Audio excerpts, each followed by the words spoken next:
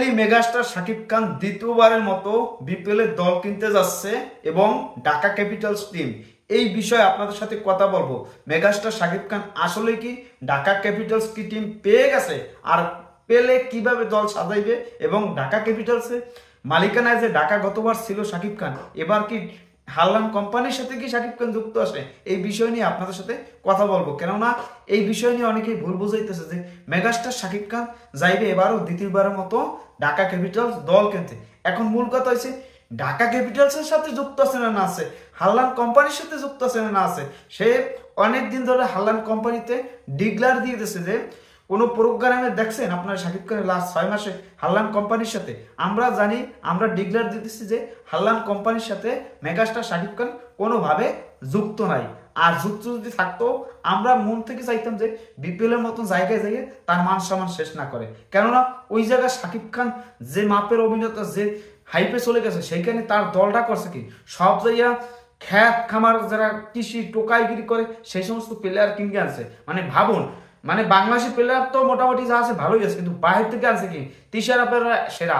আর ওই পর যে কে আছে চিনি না, একাদশে 2 জন 1 জনের বেশি খেলাইতে পারে না এই যে প্লেয়ার, কি রঞ্জন মঞ্জন, তারপরে যে এনকেডি, তারপরে স্কিনিজি, মানে কি অবস্থা, কি পরিস্থিতি। শাকিব খানের দলের এই সমস্ত দল যায়, এই সমস্ত ওয়েট যায়, শাকিব খান যে পর্যায়ে চলে গেছে, সে নিজেকে পারফরমেন্স ছবির মাধ্যমে যে পারফরমেন্স দেয়, মানুষের কাছে হাই যে আলোচনা চলে আসছে।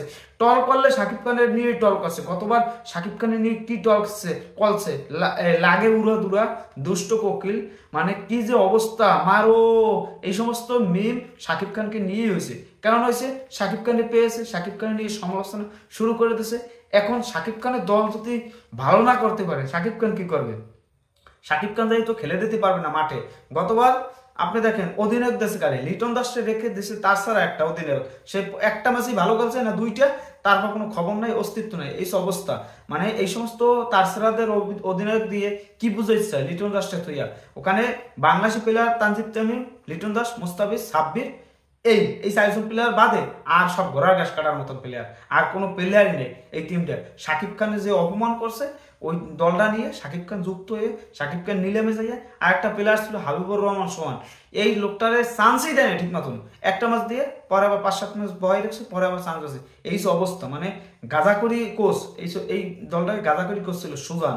জীবনে কি যে বলবো, এর নিয়ে ভাষা নাই, হারিয়ে গেছে।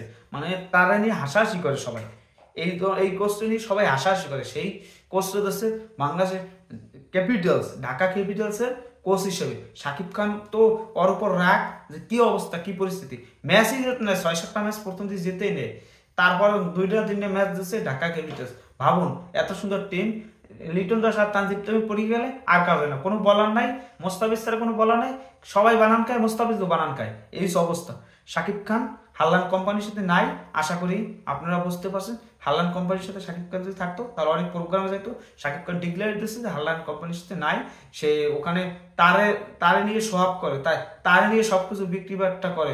সে একটা ব্র্যান্ড ছিল, ওই জায়গায় সাকিব আল হাসানের কোনো পাত্তা নাই। শাকিব খান যেভাবে ওই জায়গায় আলোচনায় চলে আসছে, শাকিব খানের কোম্পানিটাকে দাঁড় করানোর জন্য শাকিব খানের যে ভূমিকা, সব তারাকে একসাথে করছে, অন্যরকম একটা ভূমিকা, কিন্তু তারা সেইভাবে সম্মান দেয় না। শাকিব খানের ব্যবহার করে, শাকিব খান এক সপ্তাহ পরপরই প্রোগ্রাম, 2 দিন পরপরই প্রোগ্রাম, 15 দিন পরপরই প্রোগ্রাম, একটার পর একটা এগুলো করতেছিল।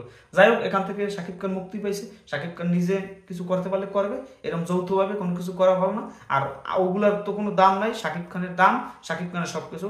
এই কথা আর অনেক কথা বলা ছিল, কিন্তু আপনাদের মতামত আপনারা জানান যে শাকিব খান ঢাকা ক্যাপিটালস কিনতে যাচ্ছে ফাইনালি দ্বিতীয়বারের মতন, কিন্তু ভুয়া, শাকিব খান ওই দলের সাথে নাই।